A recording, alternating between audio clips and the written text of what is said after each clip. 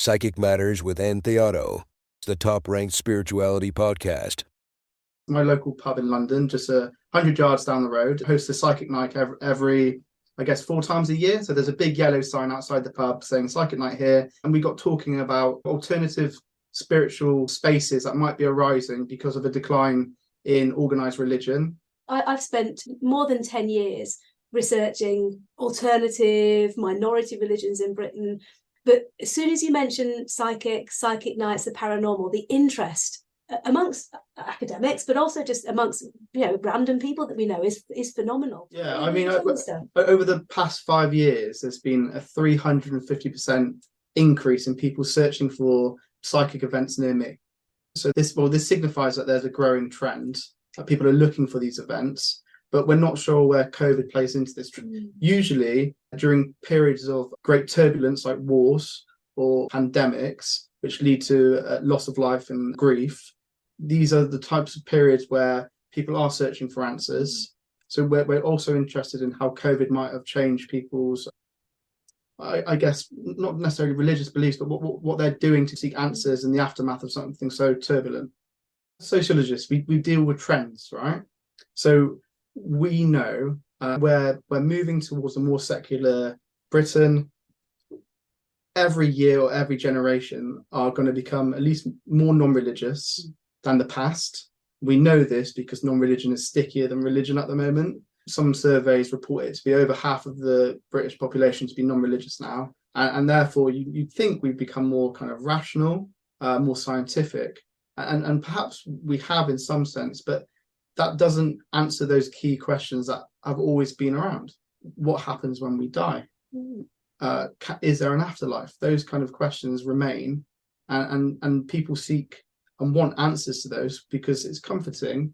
Science might provide answers, but it doesn't make you feel, I guess, important or valued, or that there is something afterwards. Before we get into this episode, I'd like to invite you to join this community to hear more interviews that will help you to understand the psychic mind, mediumship, communication, paranormal science, and how it all works.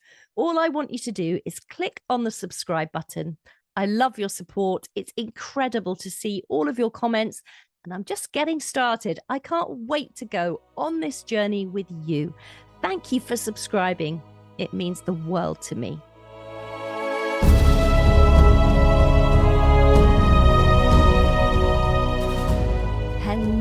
Hello. My name is Ann Theotto, and welcome to episode 103 of the Psychic Matters podcast.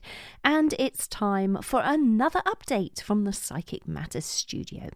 This week I will keep it brief because I am currently in Ireland caring for my mother, who is unfortunately in the final stages of her illness.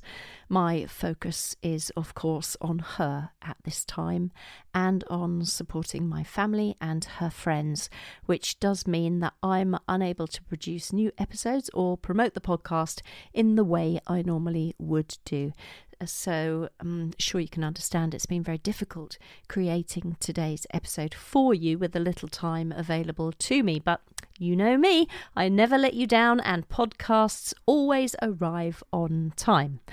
I, however, would truly love your help, and I have one request.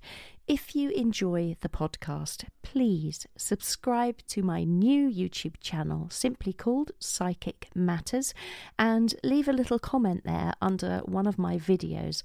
Or if you find it easier, write a written review for the podcast on Apple Podcasts or Podchaser. Your reviews and comments and each click on the subscribe button help boost visibility, and it helps to reach more people worldwide, which allows me to share wisdom and guidance with a broader audience of people in need. In today's episode, we have two distinguished academics who are delving into the enigmatic world of psychic events in UK pubs. These academics are leading a groundbreaking research project entitled Weekday Worldviews, the Patron's Promise and Payoff of Psychic Nights in England. It's a comprehensive study that aims to understand the burgeoning phenomena of psychic events and how they relate to worldviews and psychological well-being. My guests today are Dr. Josh Bullock from Kingston University, who brings an open-minded, somewhat sceptical perspective, I understand, and Dr. Caroline Starkey from the University of Leeds, who is a firm believer in the psychic realm and frequently attends psychic events. Dr. Bullock and Dr. Starkey, welcome to Psychic Matters. Thank you. Great to be here. Thank you for having us. Oh, it's such a pleasure. I was absolutely fascinated by the survey that you've put together. And I wondered if you could both perhaps share a brief overview of this pioneering research project and maybe tell us what inspired you to explore these relationships between worldviews and science and psychic events. Yeah, would you like to start, Caroline? Because I know you've been going to pub psychic events for some time now, so it might be I have. I'm in my 40s now, but the first time I went to see a psychic, my mum took me when I was about 19 years old, and I was absolutely fascinated. And there's a bit of a gap in between where I might have paid attention to certain things. I've always been interested in like alternative religious practices, and that's certainly what I study in my research, alternative religious practices in Britain in particular. And one day I have some mates of mine invited me to a psychic night in a pub really local to me. And I went along for a bit of a laugh, really. It was a chance to spend a bit of time with my friends. I have 2 children, not that much social time. So I was like, oh, this is great. This sounds really interesting. It's local to me. Let's go along for a bit of a laugh. And when I got there, it was fascinating because it was fun to be with my friends, don't get me wrong, but it wasn't a laugh. It was really meaningful and moving and really a powerful occasion for people to what I saw as a collectively share grief, collectively share what it is that they felt about being alive and what they felt about, themselves. It was really, really powerful, very moving, lots of emotions. The psychic that I saw was very skilled in kind of managing those emotions and managing the group. And I came out of that and thought, this is incredible. I did some research following that, thinking, well, surely people have started to study this. And actually, there was very little. And yet you can put into Google or Facebook or whatever, and you can find a pub psychic night all across the country on most nights of the week. And I was just really flabbergasted that this has grown, and particularly since COVID. And really, really fascinated with what was happening, what it meant. And in the research that I'd seen, which is quite limited, they hadn't really focused on pubs in particular, maybe a bit about hotels, a bit about personal psychic readings or spiritualist churches, but very little about this kind of more democratized version of psychic practices. So that's what led to the project. So Josh and I knew each other before, and the principal investigator of the project is Adam Powell from the University of Durham. And we were looking for an opportunity to work together on kind of contemporary spiritual practices. And therefore we birthed the project. Amazing. Absolutely amazing. And Josh, do you want to add to that? Yeah. So I come from a slightly different perspective. I have attended pub psychic events, but not for a very long time. I went as a kind of teenager. But what I was doing around 5 years ago was traveling around Europe and speaking to young, non-religious people about where they find a sense of connection. And through these conversations, a lot of them talked about having paranormal experiences or supernatural, magical experiences, despite them being non-religious. So I kind of stumbled upon the world of the paranormal through those interviews. And like Caroline says, my local pub in London, just 100 yards down the road, hosts a psychic night every I guess 4 times a year. So there's a big yellow sign outside the pub saying psychic night here. Next one is the 1st of December. And we got talking about kind of alternative spiritual kind of spaces that might be arising because of a decline in organized religion, and hence put our heads together from different kind of backgrounds. And the project was born. Interesting. And so you say the project was born as if it was very easy. I'm sure it wasn't that easy. Who did you take it to get funding, etc.? So we first we actually were very lucky and very supported. We actually didn't get funding the first time we applied. So the funders of the project now are the Templeton Religions Trust via the International Research Network for Science and Belief in Society, which is based at the University of Birmingham. And we didn't actually get funding the first time around, but they provided us with tons of support and feedback, and we adjusted the project and then were really successful in funding. And actually, we didn't apply anywhere else. And the funny thing is that so we know that we've kind of hit on something here that's fascinating. We're really lucky with our funders who also thought the same thing too. And I guess the interest that we've got in thinking about worldviews and thinking about well-being have come from our kind of interest. Is this about belief? What do people believe? How does institutional religion play a part in that? Are people Catholic as well as going to public psychic nights, or are they non-religious, or what does that really mean? And well-being is because we were really, this isn't just, this is entertaining. Of course it is entertaining for people and enjoyable, but actually it's in the people that we spoke to informally whilst putting the project together, it is much more meaningful to people than just, I'm going down the pub with my mates for a drink and the psychic happens to be on. Actually, where we've seen is that people follow psychics around. Certainly there's a number of psychics operating in my local area who are really booked up, 20 odd quid a ticket, and are booked up for months in advance, and people follow them around. This is more than just going down your local and checking it out. So that's kind of how those ideas played together. Yeah, and it's been over a period of years. I think if we probably looked at our WhatsApp conversations, it might have been 3 years ago that we said, let's try to, get some funding on this. So we're nearly 3 years probably down the line. This is where the project's starting. So these things do take a lot of time to put into motion. But yeah, we're here now, which is good.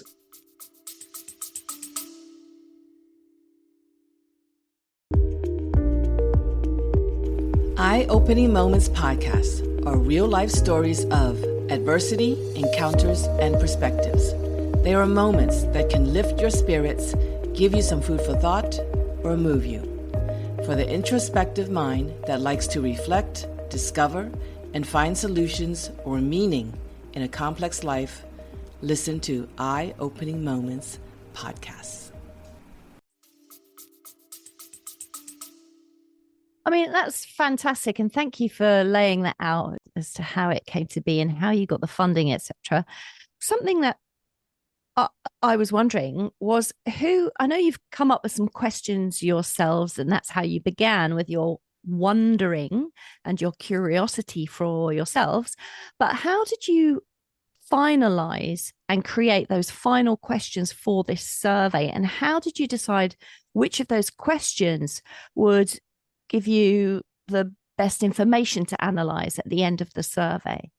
Yeah, it's a really good question. And actually, the survey won't cover everything. So we will be looking to interview people to get some more nuanced kind of discussions, a bit more depth. But we're particularly interested in finding out about people's demographics. So that's a kind of starting point. We want to know who is attending this, what kind of religious background they had, and what religion, if any, they kind of participate or believe in now. We want to know if they're young, if they're old. We want to know about gender. We want to know about social class as well. So that's a kind of starting point. Moving on from that, we're really interested in what people believe. So we have a scale called the Paranormal Belief Scale, which is about 26 questions, asking things ranging from, do you believe in the Yeti or the Loch Ness Monster, to belief in affinities around numbers or paranormal experiences or even God. So we're interested in what people believe. We're also interested about how people think and feel about existential questions. So how they feel about death and their general sense of well-being, and how this changes before they go to a psychic event and how it changes afterwards. So we're particularly interested in finding out what experiences people are having at these events, if it's leading to anything meaningful in their lives, or if it's changing their perceptions or making them happier, less anxious, is the kind of idea of the survey. And your paranormal belief scale that you mentioned there, is that something you created between the two of you? No, unfortunately not. I wish we did, but it's a validated scale. So it's been used before in other studies. So we're borrowing it for ours. I see. Thank you. And then, so the listeners of this podcast, obviously, I'm sure their ears are pricking up. What is this survey? That's very interesting. So can you tell us who it's open to? Because it's not open to you if you are a psychic or a medium, is it? No, and the reason for that is because we're particularly interested in the kind of patrons of these events. So the kind of bums on seats, the people who go to these events are our key audience. We're less interested in the psychics per se. There has been research on this previously, but what there hasn't been is research on the people who go to these events, and that's where we kind of fill the niche. So you have to be over the age of 18, you have to live in England and Wales or the UK, and you have to have been to an event in the last 18 months, because we want it to be kind of fresh in the memory, rather than 10 years or 20 years ago. But yeah, really good question. That's who we're hoping to target for the survey. Yes, of course. And those people that are listening to this podcast, if you don't live in the UK and you are a psychic, don't worry. The results will be published and made available for you to see. When will the results be out, and how will people be able to read your discoveries and your analysis? Yeah, gosh, that's a good question. Well, we have a website called weekdayworldviews.com, and we hope to publish some findings as we go along. But as with academic research, it can take a long time for it actually to reach print. So we're aiming to finish the kind of research in the summer of 2024, but it might be even the summer of 2025 when things start trickling out. It can be a long time for things like peer review, for editing, but we will be publishing findings when we have them on our website. So it's a good place to keep an eye on. Thank you. That's great. And that's really good to know and to hear. When you do publish the findings, what are you going to do with them? What will they be used for? So, of course, like we're academics, we're going to publish this in academic journals. We're also holding or wanting to host an international academic conference online in June 2024. And also to give a variety of conference papers. And for us, this is a relatively small project. And I know that all of us are very keen on taking this forward to other projects and continuing this kind of trajectory of research into very localized experiences of people trying to access the psychic realms and the spirit realms. So for us, this is something that we're hoping will run because we've got a relatively small coherent project with some very specific questions, but we both know that this is going to lead us down certain paths for future research. Yeah, we're both very keen on it. Yeah. I'm hoping that it will lead us to some more continuing research projects, and we're really open. So if people want us to come and talk about the research that we've done, we'd be really, really open to that. Both of us enjoy that kind of stuff. In November of last year, we ran a national Being Human Festival cafe in Leeds, where everybody was invited, in Leeds' oldest pub, and we were talking about kind of paranormal experiences, and we trialed this belief scale. So and we really kind of like that it's not just academic research kept away behind a paywall for academics. We actually do want very much to share this research as widely as we possibly can. So we're totally open to any of those ideas. Yeah, research which is locked away in universities is not good research, right? So it's about opening up these conversations with the kind of general public, other organizations and institutions. So we see this almost as like starting the conversation. It's certainly not the end point. It should lead to more research, and it doesn't have to be us. It might be other people who take the helm and do other research projects afterwards.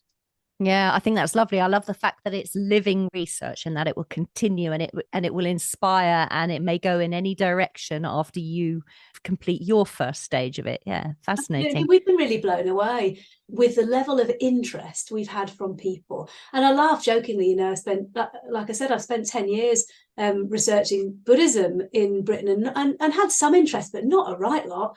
And this, everybody who's kind of finding out about the project is kind of stopping us, saying, "Oh wow, I heard your project." Even people who really haven't paid any attention to research we've done in the past. Yeah, I've been really, I know a psychic, or my sister-in-law reads tarot, or this is absolutely fascinating. I thought I was really rational, but I think I might believe in ghosts. And we're having all these conversations with academics and people who are fascinated, people who work across the university. We've definitely had more attention for this project than probably anything we've done in the past, which goes to show how important it is, or how relevant it is to people. Yeah, really relevant and really vitally important. I'm just thrilled that you're doing this research. It's fabulous. And Josh, you spoke there about the research being made available on a sort of rolling basis or being made available as it comes in sort of thing. And I wondered if you can share any preliminary insights or interesting observations you've made so far. Well, we don't have much yet. The survey is still kind of live and we haven't had a chance to analyse the data just yet. Caroline has been going to some events already and might be able to share some findings, or particularly to do with maybe class and gender observations. Yeah, absolutely. I mean, I've been having some really interesting conversations with people who I know, other people as well, who are going to these events about whether or not this is a kind of working class type experience of spirituality. And I'm not 100% convinced that it is. I'd want to spend a bit more time unpicking what we mean by working class. Mm-hmm. And I thought initially, when we started off this project, that this was also a particularly northern phenomenon. You know, I live just outside Leeds, and it seems to happen a lot outside Leeds. I haven't always lived in Leeds, and it's not so common where I originally come from, which is in Cambridgeshire. I didn't see it very often in pubs, but you've noticed it in London. Oh, yeah. It is all over the place. So we're kind of having some of our stereotypes and our assumptions really challenged by the project.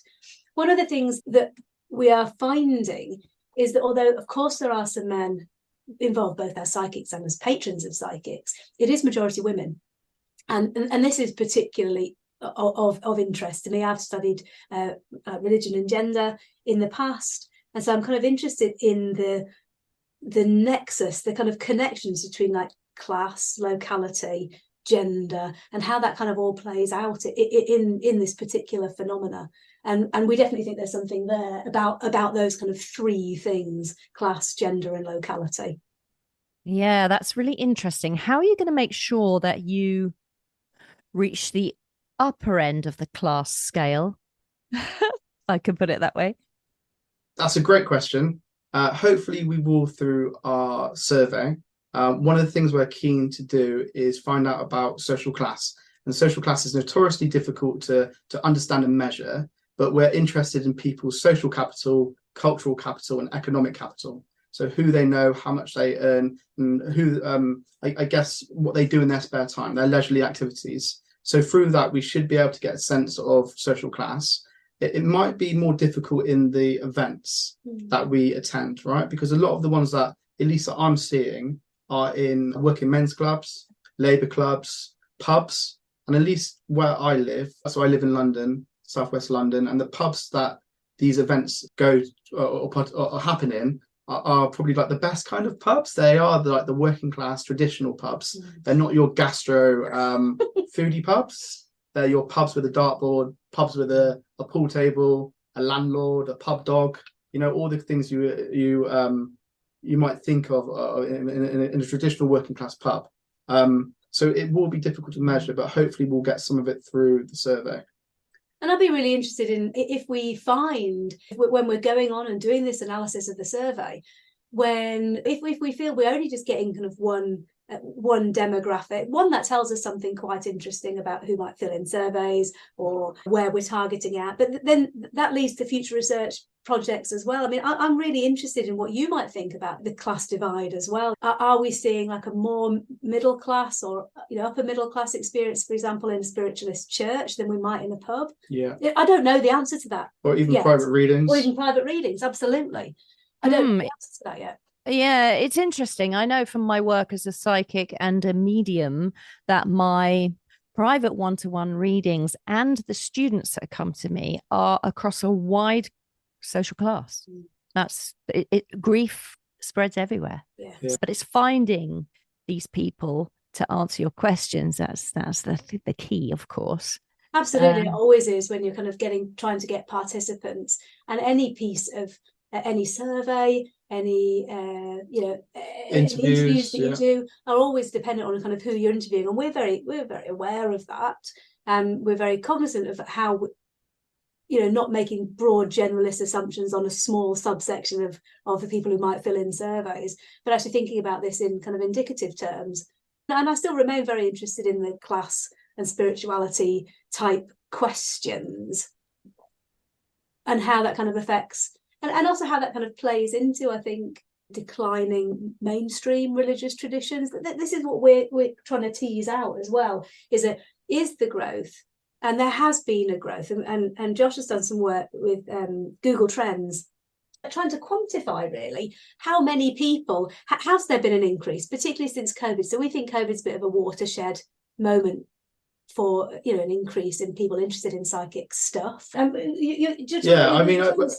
the past 5 years, there's been a 350% increase in people searching for psychic events near me, right? So this signifies that there's a growing trend, that people are looking for these events, but we're not sure where COVID plays into this. Usually during periods of great turbulence like wars or pandemics, which lead to loss of life and grief, these are the types of periods where people are searching for answers. So we're also interested in how COVID might have changed people's, I guess, not necessarily religious beliefs, but what they're doing to kind of seek answers in the aftermath of something so turbulent. And even when mainstream religion is on the decline, so certain mainstream religions, particularly certain denominations of Christianity are on the decline in England, people still have these overarching questions about who am I, what's going on, these kind of transcendent questions. And actually probably even more so since the decline of institutional religion in the form of the Church of England, for example. Yeah, we've become more non-religious as a country, right? Some surveys report it to be over half of the British population to be non-religious now. And therefore, you'd think we've become more kind of rational, more scientific. And perhaps we have in some sense, but that doesn't answer those key questions that have always been around. What happens when we die? Is there an afterlife? Those kind of questions remain. And people seek and want answers to those because it's comforting.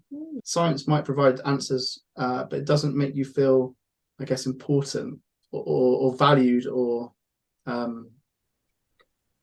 that there is something afterwards. It's interesting, Josh, because you have I'm told, a slightly more skeptical point of view. Yeah, I'd go with firm skeptic. Yeah, great, fantastic. So that's really good to have the contrast between the two of you. So with that firm skepticism that you've got in place, firmly entrenched, what sort of aspects of psychic events then do you find most intriguing or challenging to reconcile with your scientific perspectives? Well, I think one thing we're not looking to find out is whether, you know, the psychics are giving true messages or psychic abilities. That's not something that we're interested in this project. What we are interested in is how people receive these messages and what it means to their life, right? Because these messages, or just in attendance of these events, will have very real kind of repercussions for that person. You know, receiving a message can be particularly, it might be life transforming, right? So that is really important, at least from my perspective, about what this means from a personal perspective, whether or not it's true or not. People believe it, and therefore it has real life meaning. So we're kind of saying that you don't need, as academics, we don't need to believe in it in order to recognise its value.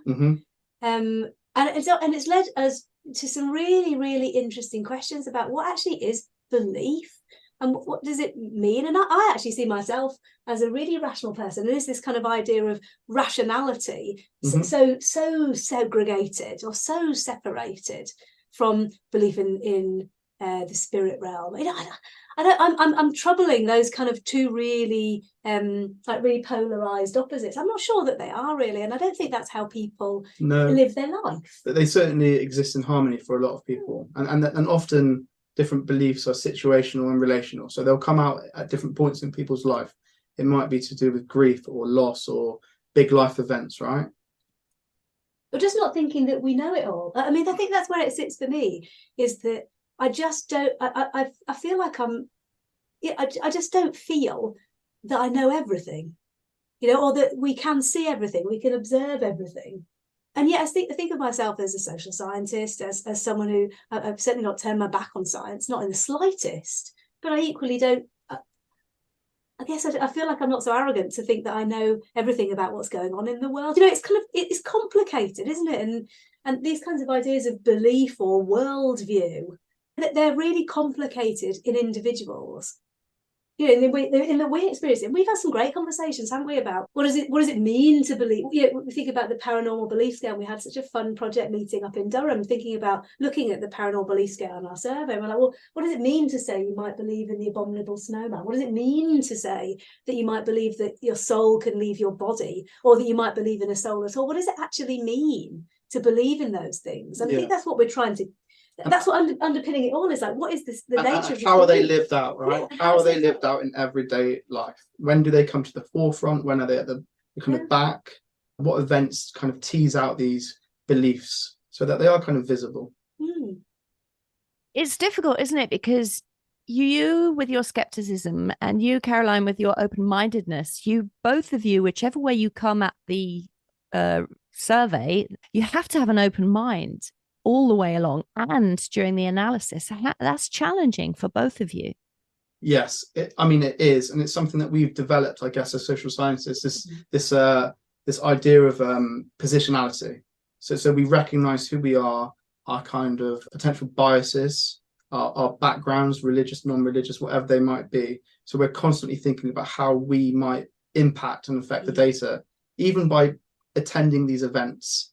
You know, we might be changing the way that a psychic might operate, or how people might see us. So we're all the way through. We're very mindful of us as researchers and how we might impact the data or the events, right? Yeah, we're really concerned with the ethics of it all. So in no time have we gone to see a psychic without telling them who we are and why we're there. That's really, really important to us, and that's seeking permission. You know, even though these are public events, speaking to the publican, speaking to the absolutely, and seeking permission for us being there. And I know certainly when I have had conversations with psychics over email, when I'm saying I'd like to come to observe an event, it's like providing all the information in the project, exactly what it is that we're going to be doing. And that's really, really important for us to operate ethically.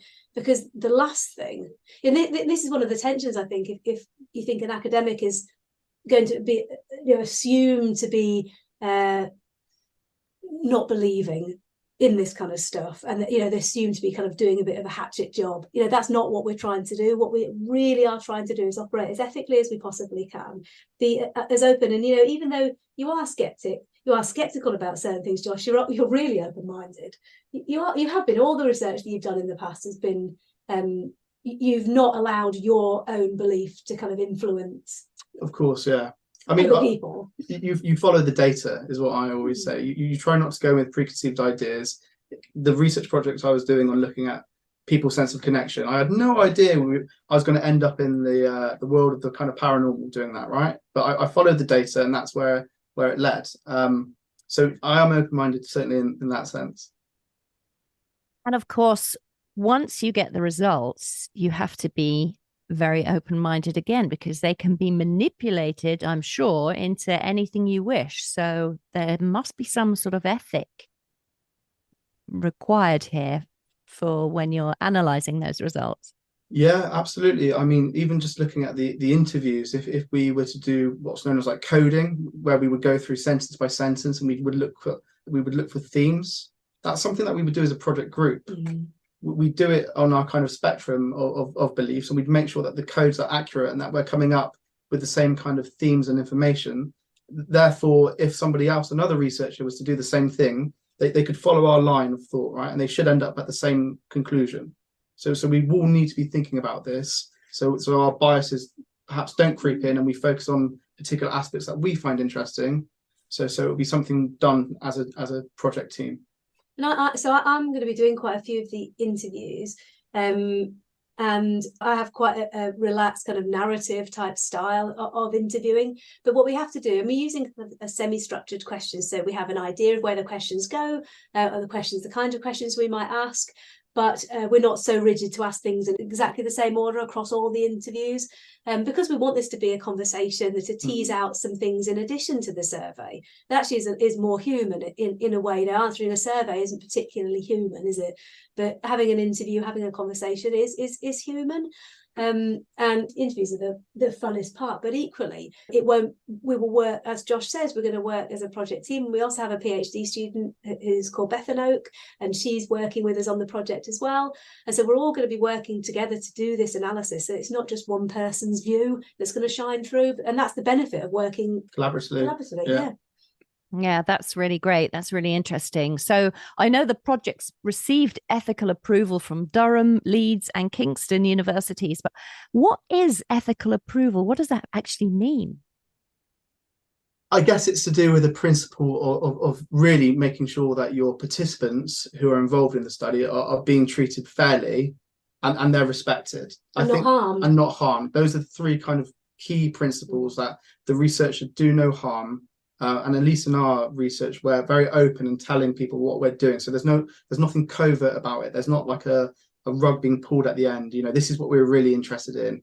We're being very open. And therefore, when we submit ethics through a university together, we're making sure that we've thought about, and ethics is something that is an evolving process, right?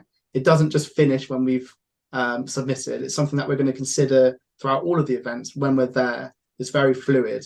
But essentially, we're making sure that we respect our participants and our research isn't causing any harm. And it's quite practical in some ways as well. So it also makes sure that we're following laws. So we're following particularly data protection laws. GDPR. Absolutely. So we're making sure that our participants' identities are protected, or the participants are aware exactly how they're going to be represented. And these things are really, really important, because I think one of the most important things as researchers is that we don't want to spoil people for being involved in future research. If you have a bad experience being interviewed or in research, then that spoils you for getting involved in future research. And we both, all four of us in the project, firmly believe that research into this area and the wider area of religion and spirituality in contemporary society is vital and needs to be ongoing.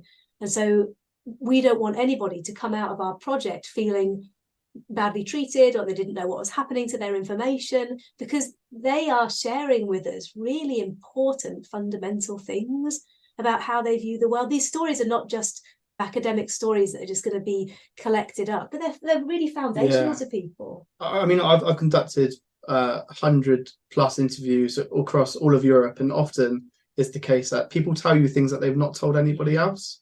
Yes. Right, so you're dealing with very sensitive personal information. Sometimes it can be therapeutic, sometimes it can be painful, sometimes you leave interviews feeling quite emotional, right? So ethics covers all of that and above, right? We need to really make sure that we're looking after our participants and making sure that they're able and want to participate in future research. And we can represent their voices fairly. Yeah. Not our assumptions. We have had lots of very interesting conversations about our own backgrounds and our own assumptions as a project team, but we want to make sure we're representing our participants' views fairly, even if we might personally disagree with them or have a different experience. And I think that's at the heart of really good qualitative research. Absolutely. Yeah, fantastic answer. Thank you for sharing that. And so the exciting thing then, of course, is when it's complete and you've done your analysis and it's out there in the world, what do you think are the potential implications of your findings for broader understanding of spirituality or belief systems in society? For me, I'm really hopeful that, and this is part of a longer trend in the study of religion, in this kind of idea of religion that's lived, or lived religion. It's not just religion within kind of organised and official institutions. It's kind of understanding religion and spirituality in a contemporary way that's kind of outside that. Well, religion is always lived by people in an organisation or not. But what we hope is that this research will revitalise both an interest in these kinds of spiritual, religious, psychic, whatever you want to call it. I think what we might want to do is come up with some better terms and phrases about what we're calling it, and that's what hopefully will be useful, is that being clear about the terms and phrases that we're using. But hopefully it might revitalise interest in that. There has been some research, and particularly from psychology. There's quite a lot of research from psychology into psychics, particularly around psychics. But we hope it will revitalise and shine more light on and give more attention to these kinds of grassroots types of spirituality that are growing up in places that you might not expect. I've definitely had raised eyebrows. You're going to research in a pub? Are you really? Are you? Oh, lucky you. You know, and think, well, yeah, okay, I'm quite pleased with my job. My job is quite good, but it's more than that. We know that it's more meaningful than that. It happens to operate in a pub, but just because it's a secular setting or whatever, like a pub, doesn't mean that these kinds of spiritualities can't take place in there, because human beings are complicated. They move through different social locations and they shape different social locations, and those social locations shape them. So we're kind of hoping that will be looking at these, following on in a much longer trajectory of looking at religion and spirituality in slightly more unusual places. Yeah, I mean, for me as a sociologist of religion and non-religion, a lot of the, we just get numbers. So we just find out, 53% of the population are now non-religious, right? But studies like this, and hopefully other studies, and ones which look at like kind of lived religion and non-religion, really get to the heart of what those people believe and what they practice and how they belong, how they find connection. So I think, these big studies are very important, but at least for this, we're kind of grassroots. We really want to find out what's going on the ground and potentially build back up afterwards, or at least start these, the fire of these kind of conversations about what's going on. And I like the locality aspect. We both do, don't we? We like the kind of locality aspect, what's kind of happening on the ground in like a small part of Huddersfield or whatever, and because your location, the geographic, social, political, economic, whatever location, influences the different ways you might experience psychic phenomena, spirituality, or whatever. And we're quite into the kind of mundane, immediate social location stuff. We live in a very globalized world. We recognize that, but that doesn't mean that we're all the same.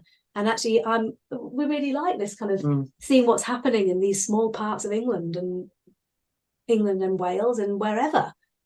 How does that kind of shape? How does going to a particular working men's club in, a part of Batley or whatever? It seems to be quite a British phenomenon, because I've spoken to European colleagues and friends, and I tell them about what we're doing, and they raise eyebrows and they ask me to repeat it again. So there's these events where psychics go, and they happen in British pubs. I'm like, yes. And like, do you have these things? They're like, no. We don't have anything like that. So it's something that I think is quite native to Britain and deserves some exploration, because it's important, right? Sometimes you don't need to turn for big European or global comparisons. Sometimes you need to start with what's going on your doorstep. Yeah, that's really fabulous. And I think probably the last thing I want to sort of say, or the thing that I've been thinking about, is the research that you're doing in 2024 can only be a small slice of time, can it not? It can only just capture a small part of how society was in this time when we viewed them. And of course, everything's going to evolve all the time, and science can really, well, what do you think about this? Science can only really ever be a sort of hypothesis, because new information continues to be discovered all the time by scientists. What do you think? I mean, I guess that's the thing with kind of small sociological studies, is that you are getting a slice of the pie. You can't never really generalize across the whole population. But what I do hope, and I've said, and I really want to kind of drill down, is that I hope this starts the conversation. So these types of research projects continue, and there might be room for things to do with like longitudinal surveys or studies. I would love to follow somebody over the period of a year or two and find out about their feelings, their emotions, their anxieties, and follow them through different spiritual practices to see how they might be making a difference to their life.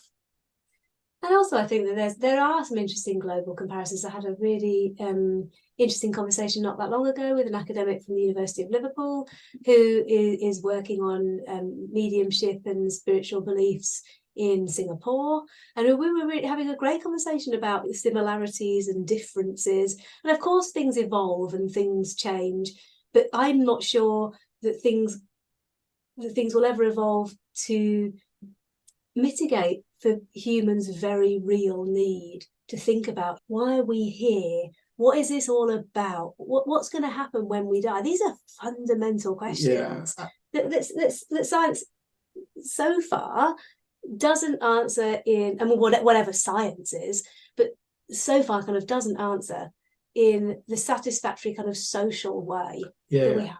As sociologists, we deal with trends, right? So we know, and I'll go out on a limb here, where we're moving towards a more secular Britain. Every year or every generation are going to become at least more non-religious than the past. We know this because non-religion is stickier than religion at the moment.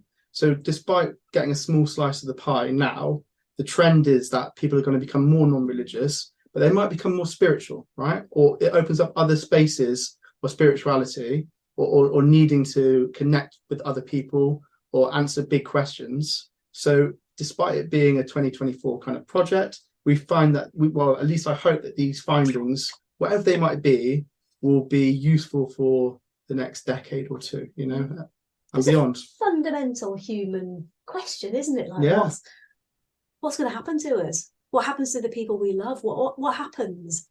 I don't think that's ever going away. No. Yeah, I think that's fantastic. So, chaps, where can people find your survey if they would like to take part in it? Well, please go to our website, which is called weekdayworldviews.com, and there will be a section called Taking Part, and the survey will be live and it will be open until around the end of March 2024. So we'd love for you to take part. If you'd like to be interviewed as well, you can contact Caroline. You can find her details on the project website, weekdaysworldviews.com. And we'd just love to kind of find out your experiences of attending any kind of psychic event over the last 18 months. Fantastic. I will, of course, put that link to your survey and where we might be able to pick up the results of that survey in due course on the show notes for this episode. But for now, I would just want to say to both of you, thank you so very, very much for coming in and talking to us and sharing this amazing project. I mean, I personally am really excited about the results. Great talking to you. Bless you. I just want to thank Dr. Josh Bullock and Dr. Caroline Starkey for joining me on today's episode. If you are a listener who would love to partake in this survey, you can click on the link in the show notes for this episode, which you will find on my website or on YouTube.